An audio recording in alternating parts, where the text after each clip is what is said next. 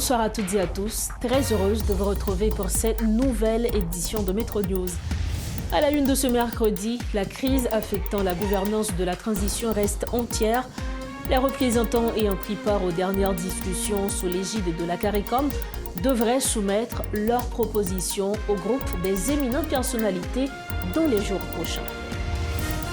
Les réactions se multiplient après les actes de vandalisme suivis de l'incendie d'une partie de l'hôpital Bernard-Meuse. Le Premier ministre Alix Didier Fils-Aimé s'engage à élaborer un plan visant à renforcer les institutions de santé dans le pays. Également, titre de ce mercredi, l'Office national des migrations annonce l'instauration d'un protocole d'accueil à la frontière entre Haïti et la République dominicaine afin de mieux gérer l'expulsion massive des migrants qui a atteint près de 50 000 personnes en seulement 2 mois.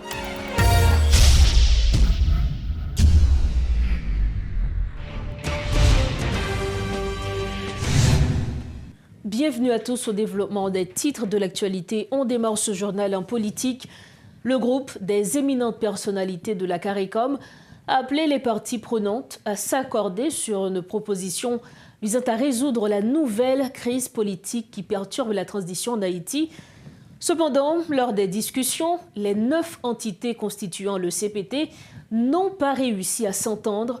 Le parti aidé exige l'exclusion des 3 conseillers présidents impliqués dans l'affaire BNC, tandis que les 2 autres composantes de la structure tripartite, RAID et Compromis historique, continuent de soutenir leur représentant Smith-Augustin et ne partagent pas cette position. Une faction de l'accord du 21 décembre, dirigée par Maître André Michel, rejoint la position de Claude Joseph, en réclamant le remplacement des 3 membres présumés corrompus. De son côté, le groupe Montana propose de réduire la taille du CPT tout en conservant une gestion collégiale. Le représentant du secteur privé, ayant participé aux discussions, suggère de maintenir la composition actuelle du CPT, mais en améliorant son fonctionnement. Le secteur privé insiste sur l'importance de concentrer les efforts sur l'organisation des prochaines élections pour établir les institutions républicaines et garantir le retour à l'ordre démocratique. La société civile, notamment le RAIN, n'a pas encore défini clairement sa position. Il est prévu que des propositions soient soumises au groupe des éminentes personnalités de la CARICOM dans les jours à venir, afin de permettre à l'organisation régionale de jouer son rôle de médiateur entre les 9 secteurs du CPT et de contribuer à une sortie de crise. Intéressons-nous à présent à la situation sécuritaire. Plus de 16 membres armés du gang Grand Griffe ont été tués lors d'affrontements avec la PNH. Entre le samedi 14 et le dimanche 15 décembre, la police nationale a mené une opération à Palmiste, dans le département de l'Artibonite, au cours de laquelle ces bandits, responsables de la terreur dans la région, ont été neutralisés. Dans une note, la PNH annonce qu'elle multiplie ses interventions pour tenter de démanteler les gangs dans la région et de reprendre le contrôle de ces zones. Les habitants de Palmiste, de leur côté, et ses environs ont salué cette action, mais ils attendent davantage des forces de l'ordre. Beaucoup espèrent des solutions durables et une stratégie claire pour que la région retrouve un semblant de stabilité. Les précisions de notre correspondant du Bar-Tibonite, Mario Charles. La police Kimbé, zone commune Petite Rivière de la Tibonite en haleine.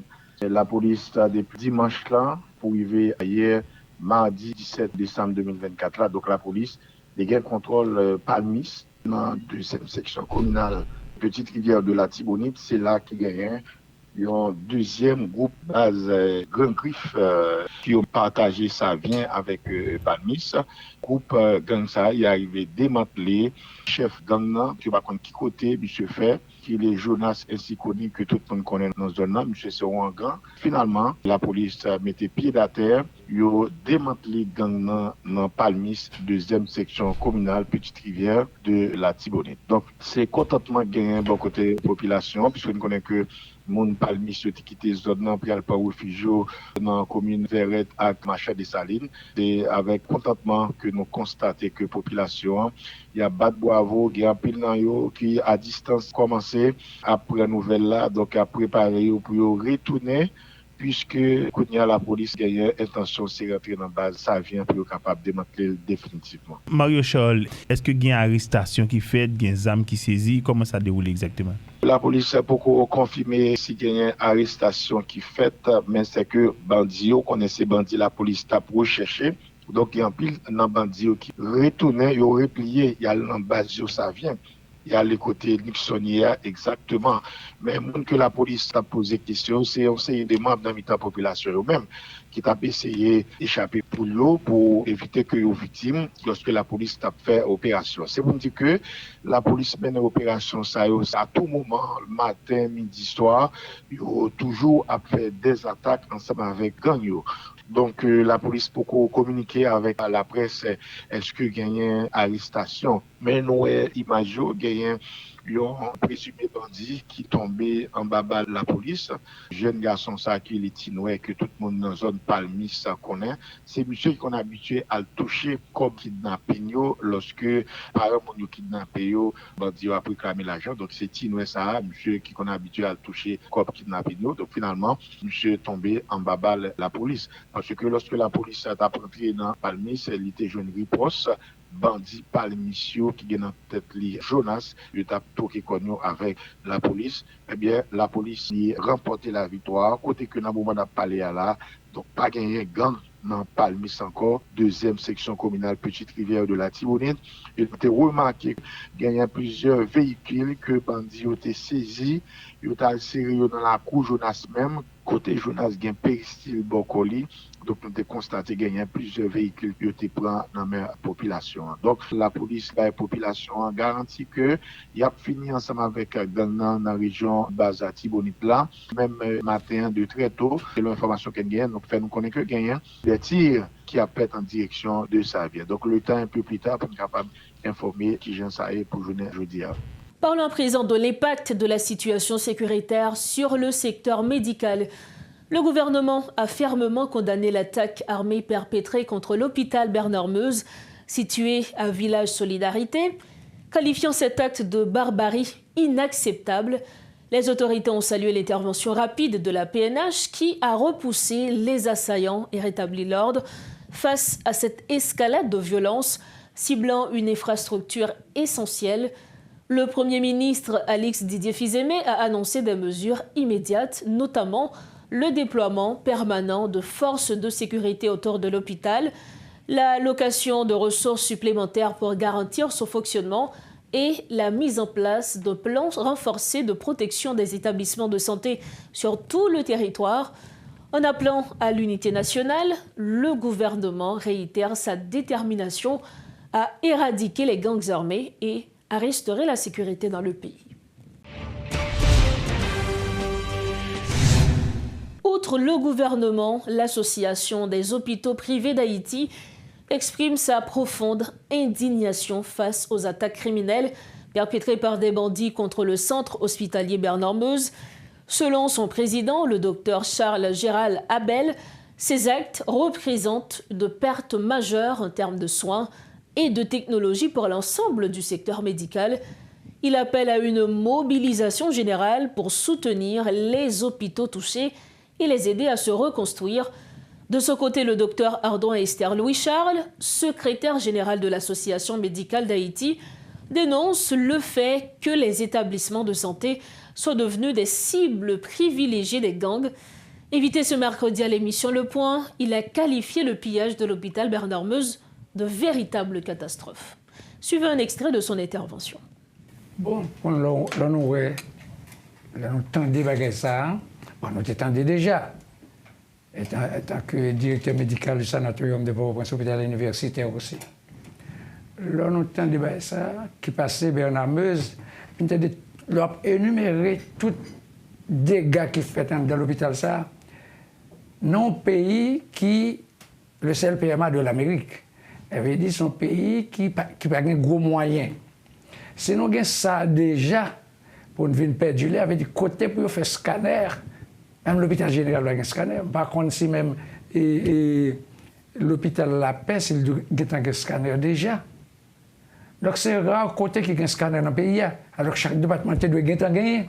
Pour pas perdre tout appareil ça, pour perdre le laboratoire, côté un bon matériel qui est perdu. C'était là seulement bon, c'était construit au moins. Mais tout matériel, ça pourra le réacheter encore pour gagner. Donc, pas quoi c'est pour demain. Pas quoi c'est pour demain parce que ressources pays pas permettre l'État gagnant remonter l'hôpital Bernard-Meuse rapide comme ça. Surtout avec tous les dégâts qui sont dans le pays, parce que les dégâts dépassent le tremblement de terre longtemps. Catastrophe naturelle, il y a moins par rapport à la catastrophe anthropique qui passe là. Des dégâts, ça vaut tout. Dégâts qui fait dans caille qui crasé, quartier qui tombé. Mais qu'on a pour venir l'hôpital qui a perdu encore par rapport à la santé qu'on offre. Donc, ça veut dire que son bagage, c'est une catastrophe. On ne peut pas jouer un mot pour qualifier ça que fait là. Parce qu'il faut que les gens comprennent.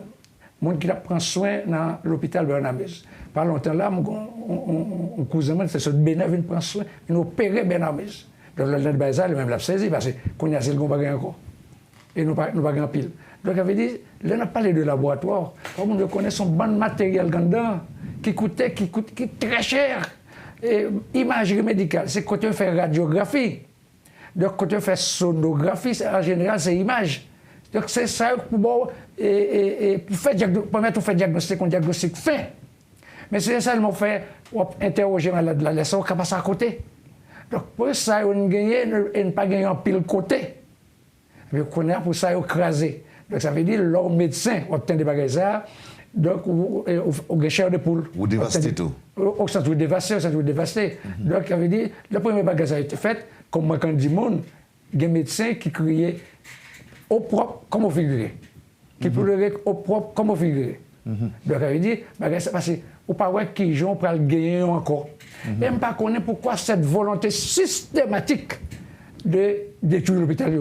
Parce que, même n'a pas avec le monde, gagner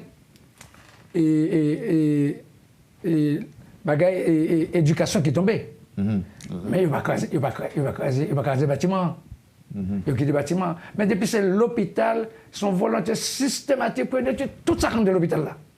Et là, ils font premier, ils retournent. Si je prends l'exemple sanatorium, ils font premier, ils retournent 2 fois dans l'hôpital là encore. Pour finir avec les net. Pour finir avec le net. Donc, on ne connaît pas pourquoi cette volonté systématique pour finir à l'hôpital. C'est l'acharnement. C'est l'acharnement. Donc, il y a une cause, c'est l'État qui est trop faible. L'État qui est trop faible, et bien, quand il y a l'autre qui dit l'État immature. L'État qui est trop faible, l'État, par exemple, fait 2 voiles tout bon, c'est toujours contaminer l'État par l'autre bagaille. Donc l'État n'a pas qu'à protéger parce que la société formée l'État parce que tu as des ordres. Donc comme c'est avant que tu aies l'État, oui, Haïti a évolué là. Donc on a dit, mon dit pour brûler l'hôpital de Bernard-Meuse, malgré tout, l'État n'a pas qu'à défendre. L'État n'a pas qu'à défendre, il fait quand même. Il a dit, pas oublier, on va dire ça là. Bon, est-ce que je me dis, bon, quand même, il y a tout près de la 19, il y a tout près de la 31. Donc, si on veut dans la 33, le dernier hôpital public, c'est l'hôpital de La Paix. Donc, je t'ai souhaité pour que ça arrive jusque-là. Toujours dans le chapitre des réactions au saccage de l'hôpital Bernard-Meuse, l'ambassadeur de France en Haïti, Antoine Michon, a exprimé son indignation et sa tristesse après l'incendie criminel ayant ravagé l'hôpital Bernard-Meuse lundi 16 décembre. C'est la désolation, a-t-il déploré, appelant à la protection des infrastructures sanitaires qu'il qualifie de sacrées. Dans une déclaration publiée sur X, le diplomate a dénoncé une série d'attaques contre des institutions médicales dans le pays. Après l'hôpital général et celui des sœurs de Mère Teresa, les criminels s'en prennent désormais à l'hôpital Bernard-Meuse. Encore une fois, ce sont les plus démunis qui payent le prix de cette folie criminelle, a-t-il écrit. Autre dossier à Métro News, la circulation à Pétionville et à Delma devient de plus en plus difficile en raison de l'augmentation du nombre de véhicules et de motocyclettes dans ces communes. due à la violence des gangs dans certains quartiers.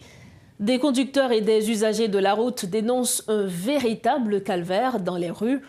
Le fait de passer des heures dans les embouteillages provoque des frustrations chez eux, affirme-t-il. Ces personnes interrogées appellent les autorités à prendre des mesures contre la violence armée à Port-au-Prince. C'est un reportage de Réti Fortuné et de Thierry Torchon. Circuler à Delma ou à Pétionville ces derniers temps est devenu une aventure chaotique. Et la situation s'aggrave au rythme de la dégradation du climat sécuritaire. Que ce soit à pied ou en voiture, le calvaire est inévitable en raison des longues files de véhicules, de l'afflux incessant des piétons et de l'occupation des voies principales par des commerçants. Des motocyclistes rencontrés dans ces communes évoquent la situation. Ça a vraiment dérangé parce que vous avez fait une course peut-être dans 5 à 10 minutes, ça compte faut prendre plus que 30 minutes là-dedans qui va avantage et toujours même comme là, le client va augmenter comme là. Vous comprenez? Ça veut dire bloquer ça va bon pour nous-mêmes. Bon, moi, ça me pense peut-être c'est plus de monde qui vient dans Pétionville là qui fait ça parce qu'il va connaître ça auparavant. Quand il y a bloqué ça vraiment exagéré. Je pense qu'il y a plus de monde par rapport à Badelma qui a quelques difficultés. Plus de monde vient dans Pétionville là, quand il y a ça qui fait ça. Ça me pense. Mais bloqué ça, on est seul Pétionville qui a fonctionné là. Tout le monde c'est Pétionville. Ouais, Pétionville là, souffre, puis au fort, Pétionville qui en fallait ensemble avec. Pour qui raison, tout le monde net, ni grand, ni malheureux, tout le monde c'est Pétionville qui couru venir faire une révision. En effet, tandis que certaines zones se vident de leurs occupants, d'autres sont submergées par la foule et les activités. Ce mouvement paradoxal complique une circulation déjà catastrophique. C'est l'une des causes des embouteillages, en plus de certains autres facteurs selon les personnes interrogées. Cette situation a des conséquences sur leur quotidien. Les ramasser fatras en difficulté pour nous jeter là en bas parce que toujours un coup de balle. C'est ça que la journée nous prend plus de temps pour nous ramasser. Et magistrat tout bas nous fait veiller un chef cabinet commune dans tout pour nous ramasser fatras pour nous capable jeter. C'est ça qu'il faut les ramasser toujours un petit blocus. Non, les pour nous jeter dans tout toujours un pile de difficulté pour l'aller. C'est ça que c'est la journée nous ramasser, nous va ramasser la nuit. L'abandon de certains quartiers de la région métropolitaine en raison de l'insécurité modifie considérablement les principaux trajets. De plus, il entraîne une augmentation du nombre de camionnettes présentes dans les gares routières. Certaines rues de la capitale contrôlées par les gangs sont désormais désertées. Ni les piétons, ni les automobilistes ne s'y aventurent plus. Des riverains témoignent du problème. Bon, pas de circulation de l'autre côté, tout le monde travailler aussi. Pas de circulation en bas pas circuler. Mon ici, pas travailler, tout le monde s'est monté. Avec ça veut ou même si on a sorti, c'est le monde qui connaît qui pour prendre. Si on n'a pas connaît, tout le monde est client. Si on pas un client, pas tout le monde même. Ou qui dans la rue font good. Vous et vous avez responsabilité. Mais exemple là, on y a là par exemple, moi-même ou tes amis, moi te connais la ville, nous tes amis. Là en bas, pas fonctionner, me connais un véhicule, ou une motocyclette sur le compte brassé. Moi dis monsieur partenaire, il faut monter aussi. À côté de mes références, qu'on y a là, si mon client, me oublier boire, on a là me boire, qu'on y a là, on a même passer me carrer encore, on a même pas même tout n'est que comme ça une fait. On a une pas une circulation, mais on pas travail. Si cet abandon explique cet encombrement, notamment à Delma et à Pétionville, le contexte des fêtes de fin d'année est aussi à l'origine d'une partie du phénomène, soulignent des observateurs. Alors que ces zones sont constamment menacées par les gangs, certains se demandent où les déplacés pourront se réfugier si les bandits reprennent leurs offensives. D'autres appellent les autorités à prendre des mesures, tant qu'il est encore temps. Pour refermer la page nationale de ce journal, l'Office national des migrations annonce la mise en place d'un protocole d'accueil à la frontière entre Haïti et la République dominicaine pour gérer l'expulsion massive des migrants qui a atteint près de 50 000 personnes en seulement 2 mois, selon Jean-Delva Bonheur, directeur général de l'ONM, lors de la clôture de la semaine dédiée à la Journée internationale des migrants ce mercredi 18 décembre, sous le thème « Ici et là-bas, s'engager pour bâtir ». Il a salué les progrès migratoires du pays. Il a également dénoncé la violation des droits des migrants haïtiens par la République dominicaine et a rappelé la responsabilité des 2 pays dans la gestion des frontières. Déjà, vous n'êtes pas sans savoir que la migration est une bonne chose. Moi, je le dis et je le maintiens, car tout peuple vive de migration. Que ce soit nous-mêmes, Haïti, côté que l'histoire rappelez-nous que nous avons été en Afrique et que c'était en 1503 que des négriers, les bateaux, nous ont transportés ici en Haïti. Et bien ça que nous faisons, nous bataillons, nous engageons, nous, malgré nous sommes dans l'esclavage, mais nous construisons en liberté, nous construisons en paix, nous construisons en stabilité, nous construisons en pays. Voilà pourquoi cette année, notre thème national a été ici et là-bas, s'engager pour bâtir. Oui, migrants, c'est le travail que vous faites dans les pays qui accueillent, que les pays d'accueil et pays d'origine. Imaginez un monde qui sorti Haïti, qui retrouve en République dominicaine, côté liant, il travaille, il rend le pays prospère et lui même tout avec revenu non seulement dépenser dans le pays d'accueil côté lié, mais qu'on ça tout souvent des soucis pour petite, pour madame, pour mari, bref, pour famille.